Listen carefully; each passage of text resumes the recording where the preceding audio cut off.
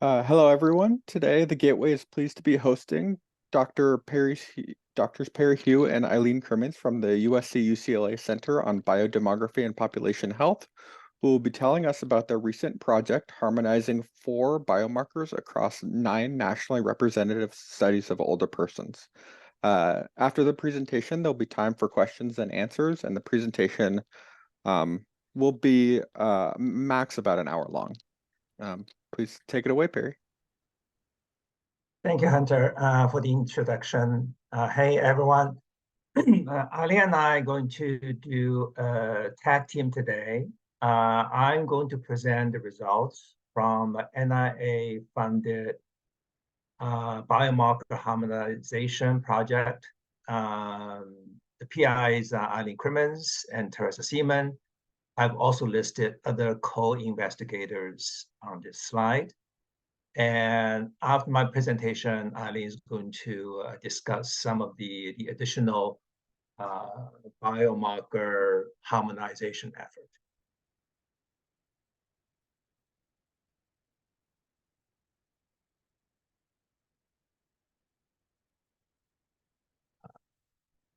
Sorry, Hunter, I cannot advance my slide.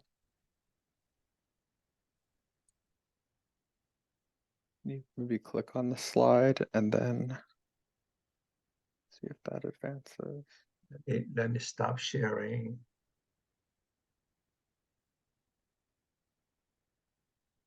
And then maybe share screen again. Share.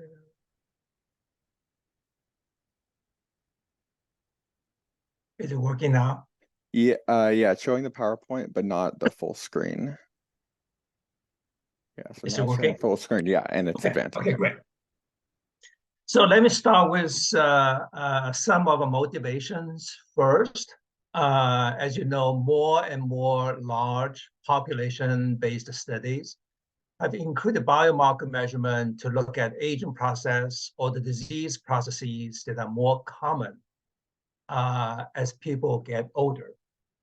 And what we know is even the excellent laboratories used by these studies, they have different analyzers and different assay platforms.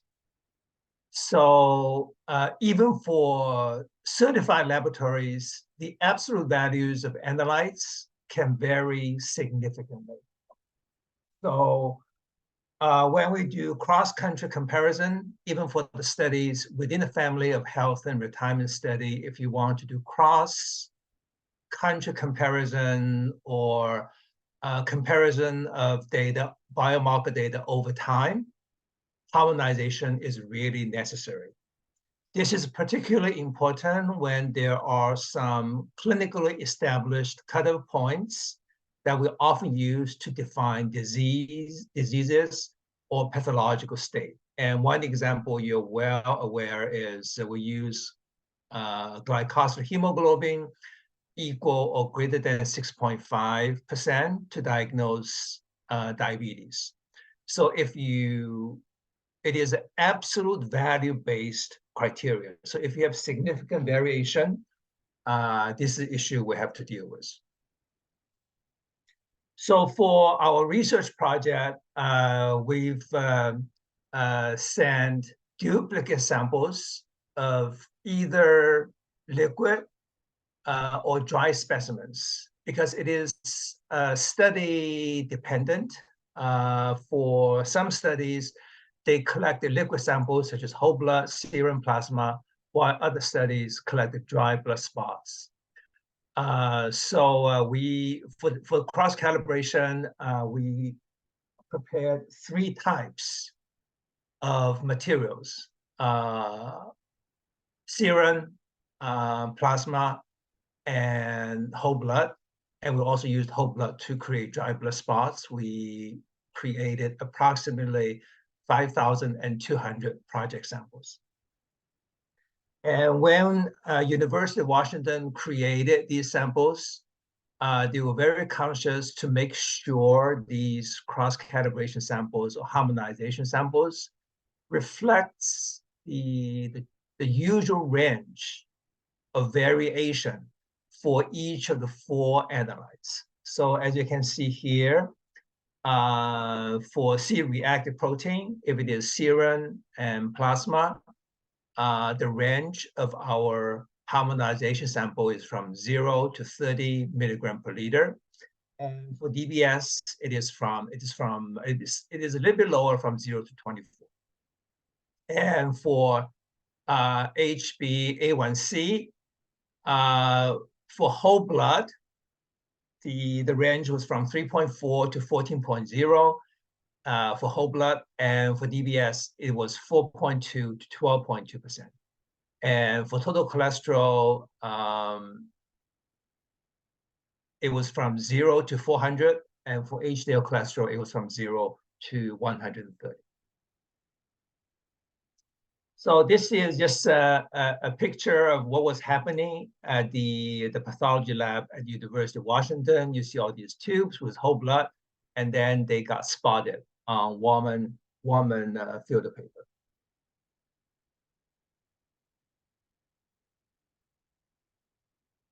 So for our harmonization effort, we sent a set of 24 samples across that range of variation of each analyte, and ship them to study laboratory with a cold chain, dry ice by world courier. And we also send a temperature monitor with our harmonization samples to make sure there was no issue, no temperature control issue during the shipment. And labs, we developed a work protocol for all these laboratories. So they assayed our 24 harmonization samples twice over a 4-day period. So basically on day 1, they took the samples out of deep freezer, assay the first 12 samples from 1 to 12. After it was kept in the refrigerator overnight. And day number 2, they retest these 12 samples, and same pattern for samples 13 to 24 on day 3 and day 4. And we used assay results to create equations so we can calibrate study lab results to University of Washington reference results. And then we used coefficient from these equations, and then we apply to the logged raw data from study populations to generate harmonized version of study data. So here is a list of 9 studies that were included in our harmonization projects, from CHARLS in China, ELSA in England, ELSI Brazil, HIS in the United States, IFLS in Indonesia, and there were 2 studies in India. One is the larger LASI study, and the other is a dementia project. And then NICOLA is from Northern Ireland, and TILDA is from Ireland. So a total of 9 studies. And as I mentioned earlier, these studies, in fact, collected different types of blood specimens. So here is a summary. As you can see, for IFLS in Indonesia and LASI in India, they collected dry blood spots only, no wet specimens. For the rest of the study, they mostly collect whole blood and serum, except CHARLS and TILDA, they collect the plasma in addition to whole blood. Also, as I mentioned earlier, these study laboratories used different analyzers or assay platforms. And here is a summary. As you can see, really, we essentially, no 2 studies use the same analyzer. The common ones are Roche, Biorad, and Abbott. And just for the completeness, for our reference laboratories at University of Washington, they used Beckman Olympus AU 680 as a chemistry analyzer, and they used BioRad 2 to do HbA1c assay. This table summarizes the characteristics of these 9 studies. These are aging studies, so of course the age eligibility are 50 plus, except the LASI-DAD, which is a dementia project, so the age cutoff was higher. And the sample size varied from 3,000 to over 46,000 for LASI. And many of these studies had multiple waves, but for our cross-calibration effort, we only picked the one wave. So here are the results. We saw very high correlations between the biomarker results from all study laboratories and University of Washington. So the correlation coefficient were between 0.99 to 1.0. So we were very pleased or encouraged. Our data essentially show all the laboratories produced same rank order of the data. So essentially, they are all performing high quality assays for their study. But as we suspected, the absolute values of the assays do differ. So here is just a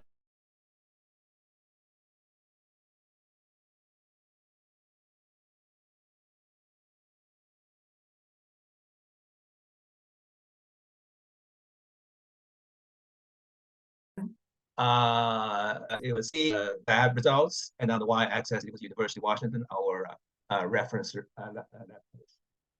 So what we did was as we mentioned earlier, we created equations that linked HbA1c value from individual study lab to University of Washington, and then we do harmonization so we can get comparable values. So here is a graph that shows raw data and harmonized data by study. And this is a graph for total cholesterol. And what you can see is, so the maroon colored bars is for harmonized data, or the values after harmonization. And what you can see is for some, and actually most of the studies after harmonization would get a higher absolute value. The exception are health and retirement study and Northern Ireland, NICOLA. And for some of the studies, such as ELSA in England and TILDA in Ireland, the change in the mean values were actually fairly significant. It was at maybe close to 20 milligram per deciliter. So that is, fairly significant, almost about 10% in absolute values. And this is a graph for our for HDL cholesterol. And the situation is very similar. For some studies, you have a decrease, such as LASI-DAD. For TILDA, it's essentially the same. But for CHARLS in China and NICOLA as well, to a lesser degree, ELSA in England, what you see is a significant increase in HDL cholesterol level after harmonization. This is our third biomarker, which is HbA1c. most studies, after harmonization, we get the lower absolute value. The exception is IFLS. But compared to both total and HDL cholesterol, the variations seems to be not as dramatic for HbA1c.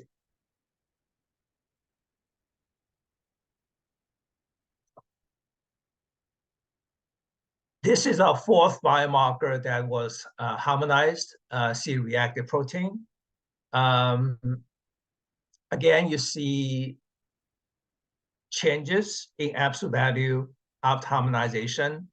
And the study that showed biggest change is from Indonesia in IFLS.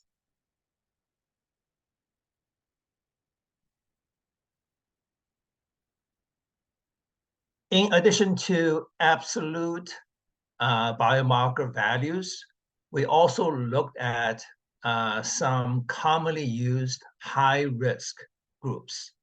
And here is the cutoff point we used to define those high-risk groups. For total cholesterol, we used greater or equal than 240. For HDL cholesterol, it was less than 40. For HbA1c, it was greater or equal than 6.5%, which is essentially the diagnostic criteria for diabetes. And for C-reactive protein, we used greater or equal than 3 milligram per deciliter.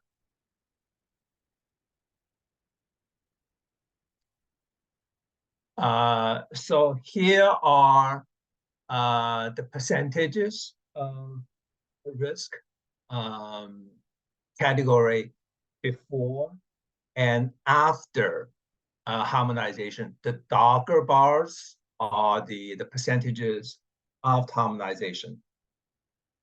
And as you saw earlier with mean values, what we see here is a significant increase in the percentage of high risk total cholesterol category in ELSA in England and TILDA in Ireland. So for ELSA, it was maybe 17% before harmonization and about 34% after harmonization. So essentially almost doubled prevalence of high-risk group.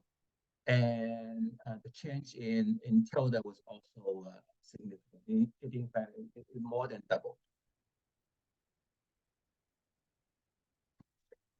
And this is a similar graph for high-risk HDL cholesterol. For most studies, except health and retirement study, what we saw was a decrease in prevalence. And probably the most dramatic change was with CHARLS. It's difficult to see the bar of harmonization because the absolute value was about 0.2, and before that was 16%. There was also significant decrease for LASI-DAD, NICOLA in Northern Ireland, and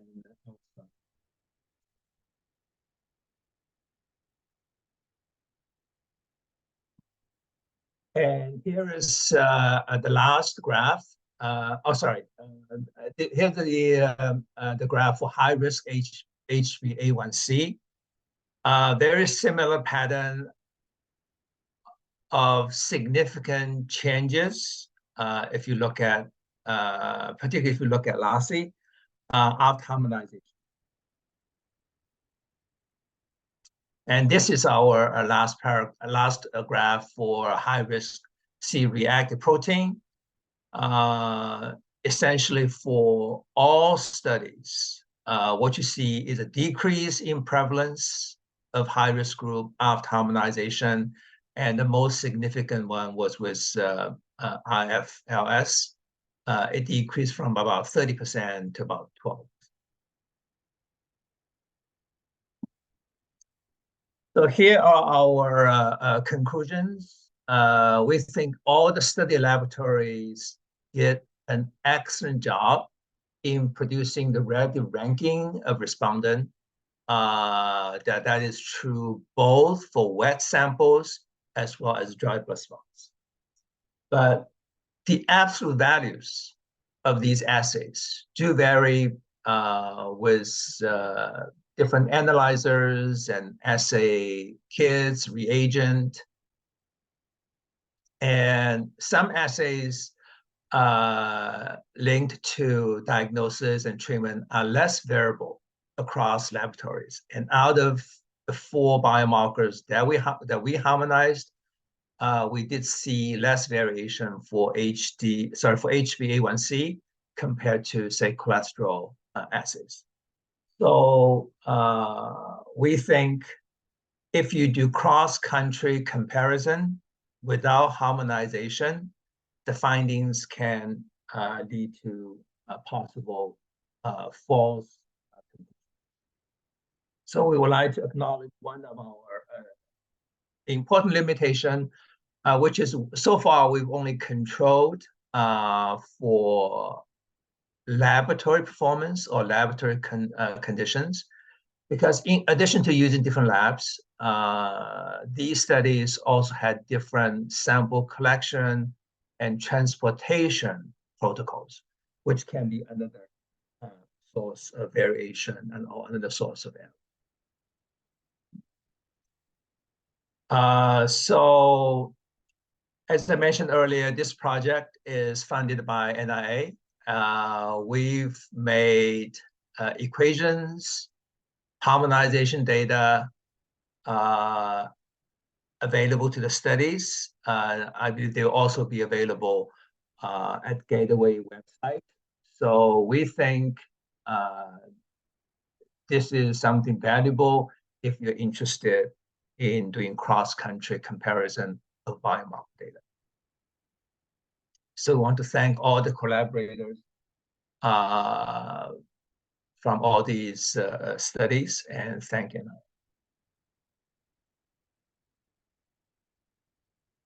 So that's my presentation. Eileen, do you want me to advance slides for you, or you want to take over? I think we might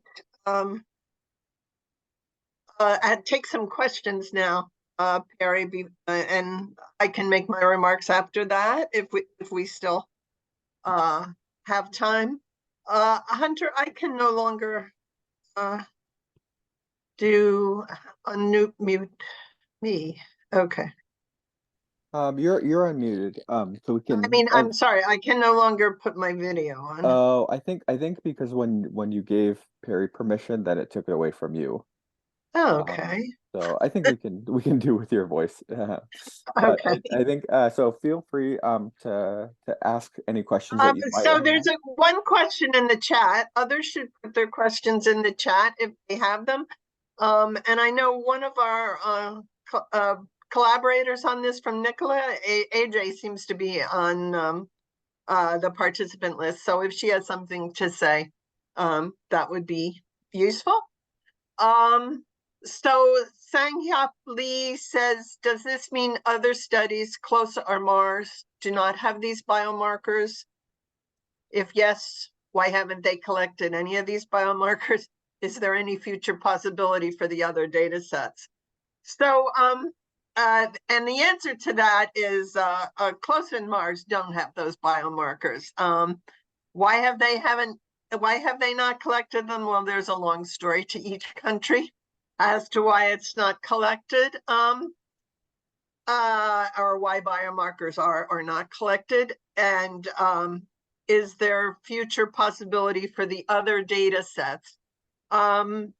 We tried for a long time to do MHAS for Mexico.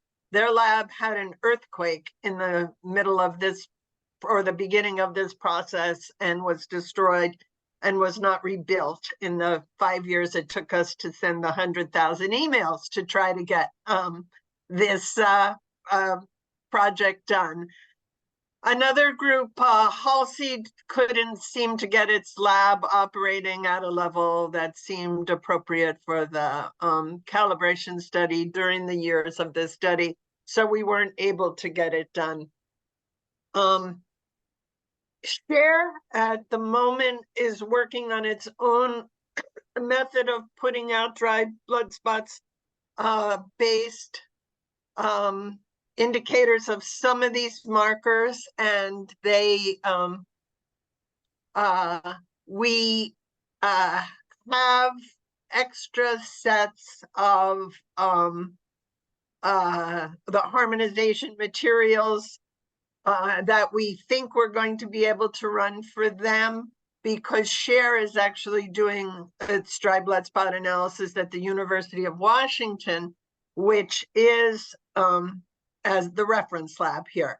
So for that reason, we'll probably be able to do something harmonizing Cher when they actually put out their dry blood spots.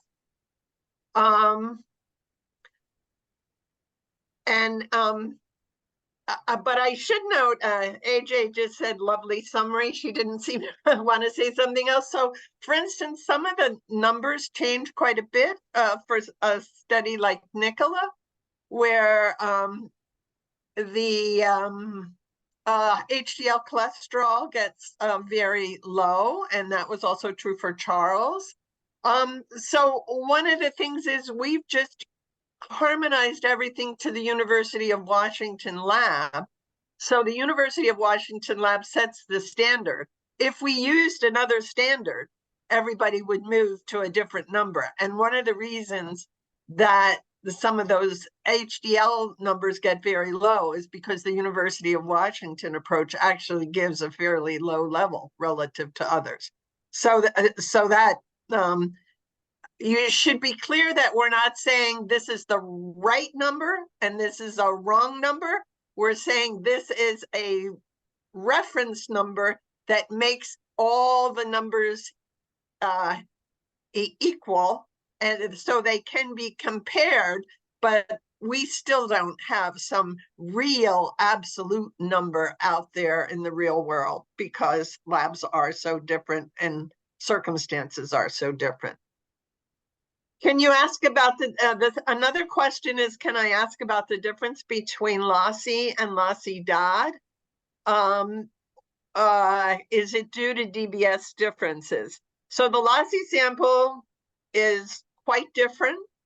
It's very large, and it has different characteristics in terms of age, cognitive ability, a variety of other circumstances. So part of the LASI-DAD difference is the difference in the sample. And one is based on whole blood, LASI-DAD, and one is based on DBS, LASI. So you'll note that when we harmonize LASI and IFLS, they tend to have very large changes because they are experiencing a change from a DBS value to a venous blood-based value, and that tends to be generally a significant change in and of itself, even without the laboratory difference. So part of the difference may be due to DBS, but we believe we've already corrected for that. But there could be, we have not corrected yet for, we have not corrected, and we won't correct for the variety of circumstances that affect collection, shipping, storage, and other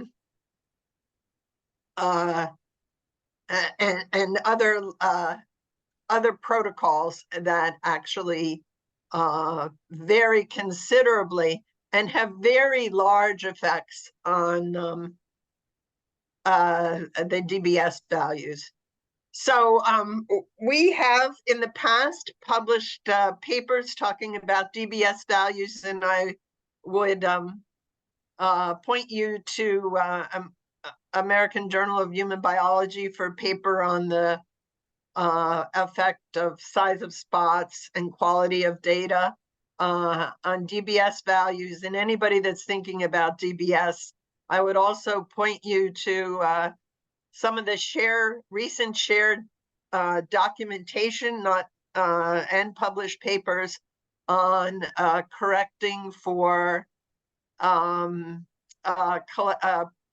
collecting or adjusting for the protocols and DBS source of data in and of itself before doing any harmonization. And the share people themselves have been very ingenious because they have a hole puncher that actually takes pictures of the spots and gets a good indication of the quality and size of the spot, which I think we've determined is really a essential measure for using DBS at this point.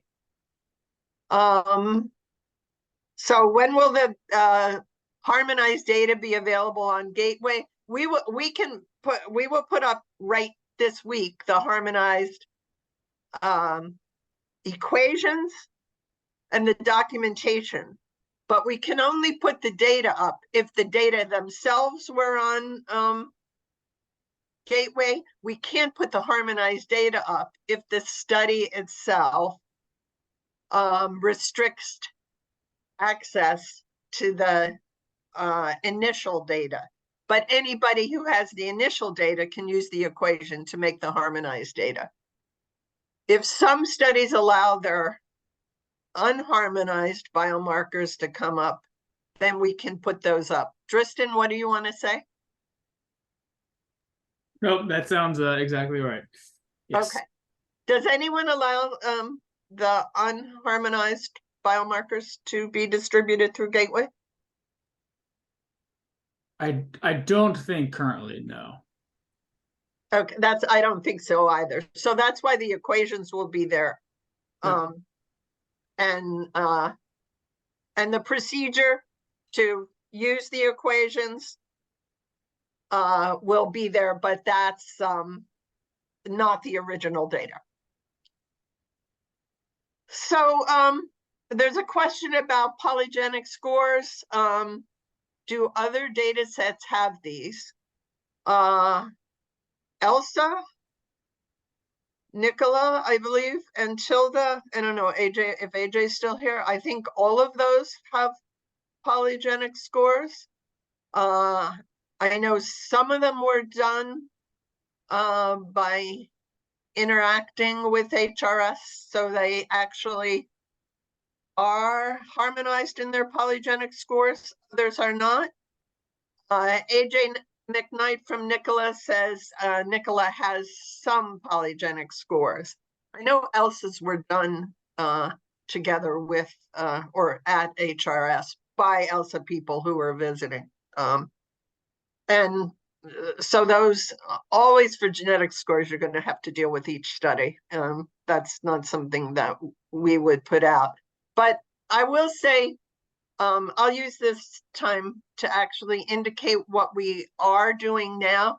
We sincerely believe that it's necessary to harmonize your data in some way, shape, or form with almost everything you do. And so at this point, we have additional harmonization activities going on with other measures. So for instance, for the DNA methylation used to develop epigenetic clocks that are assayed using Illumina Epic 1 or now Illumina Epic 2 chips. We have, and then now when I say we, sometimes I'm HRS, sometimes I'm in the Biomarker Network, and sometimes I'm the USC Center, and sometimes I'm a project called 3 Countries Project. So I'm not going to be specific, but we have harmonization activities going on for the epigenetic scores with NICOLA, with TILDA, and with LASI-DAD and HRS. NICOLA, TILDA, and HRS have epigenetic data for one time and are in the process of producing the second time. LASI-DAD is in the process of producing epigenetic data for 2 times, basically at the same time. So we do that by getting plates, full plates of samples that are put together at the University of Minnesota by Bharat Thiagarajan, who actually works on LASI-DAD and on 3 countries and on HRS. And those plates are sent cold in a cold sample to the lab that is doing the epigenetic assay for each of those studies. They're all the same plates, very similar to this harmonization exercise. But they were developed, so there are some duplicates and some triplicates, and then they're aiming to get at what might be needed for both cross-sectional harmonization and time change harmonization, because of the fact that assays change over time, and that while Illumina sold EPIC 1 chips to virtually everybody for their first round, a lot of people are going to have to change to a new chip, which has somewhat different sites on it. So that's one thing that we are doing across studies to harmonize, and we're basically doing the sister studies that have epigenetic data now, and hopefully we'll be able to incorporate others in the long run. Another set of assays that are being harmonized are the neurodegenerative assays that are now being used to define different types of Alzheimer's disease, and are being done. Now they have been done in HRS and in LASI-DAD. I think Perry presented the paper in AAIC in the summer in Amsterdam on the LASI-DAD assays, and I think John King presented the one on HRS in the AAIC in the summer. None of this is out yet. None of it is actually done yet, but plates were prepared in Minnesota again and sent to LASI-DAD, so we have a comparison for those assays. So those are ongoing. So all of us are in need of this new assays as well as time change. I think, so what else is on the questions? I don't know, Perry, are you monitoring? Yeah, can we make our slides available, publicly released, posted? Yes, Yeah. yes. So the presentation slides and the recording of the webinar will be posted within a few days, and then the as Eileen mentioned, the harmonization document with the calibration equations will also be posted as soon as we can. And can I make 2 quick comments? Sure. One is back to Laura's question about the difference between LASI and LASI-DAD. And I just, I has mentioned differences already. I just want to give you some examples. In addition to DBS versus whole blood, the age category is different. And also for LASI-DAD, there was an oversample of those individuals with cognitive impairment, because it's a dementia study. So in terms of sample characteristics, they are different.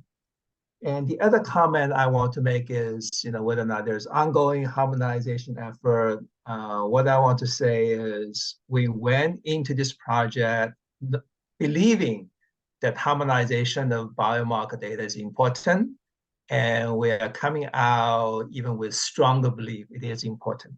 But at the same time, it is very, very challenging to harmonize across study laboratories because of all these logistic and administrative reasons. Eileen, do you agree with that? I certainly do. We haven't, as I said, it's our 100,000 email project, and that's why we don't want to do it again. And it's very difficult. Sometimes things get stopped at customs and they don't get out, they get thawed, and you got to start over. Or China asked us to actually prove that no sample had HIV. So we had to do quite a bit of work to actually get in any number of countries, and it was not easy.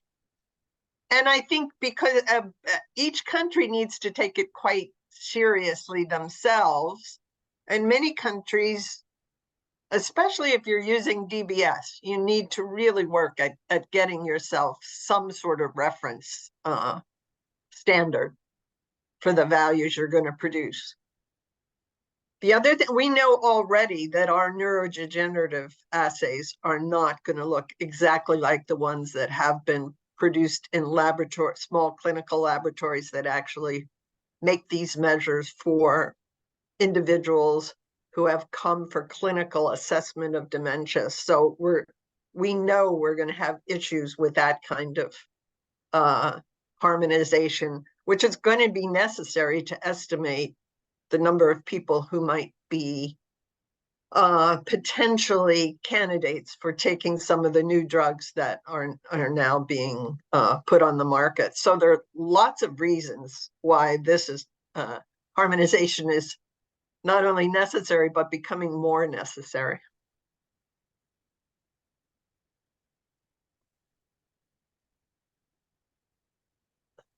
And then a last question, I think the person has answered his or her own question. Should we use raw data or use harmonized values? I think it depends what you want to do.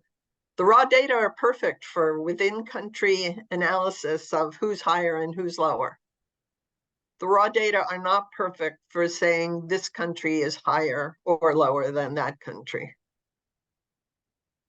So I think it depends what you want to do.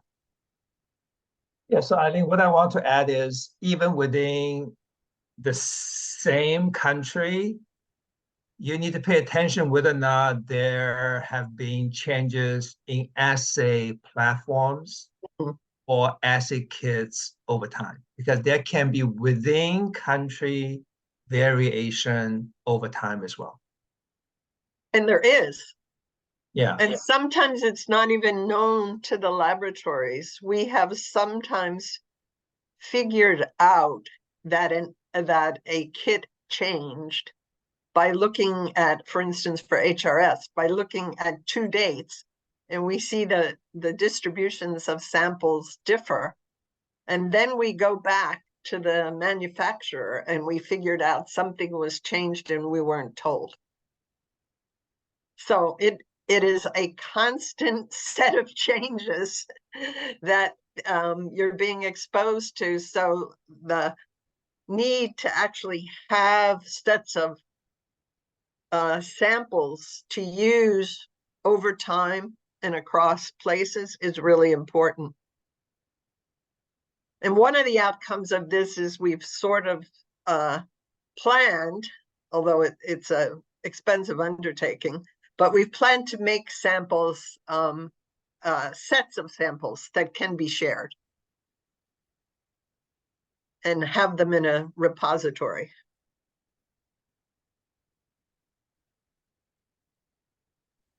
And it looks like that was the final question for today.